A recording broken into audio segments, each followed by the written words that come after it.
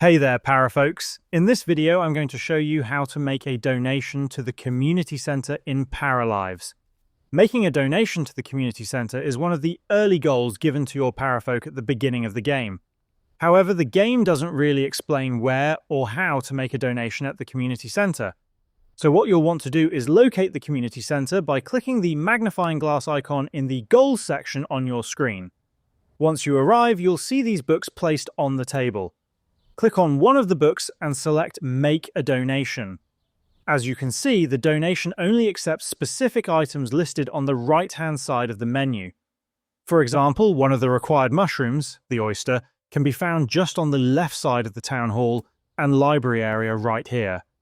Now head back to the community center and simply donate the item we collected.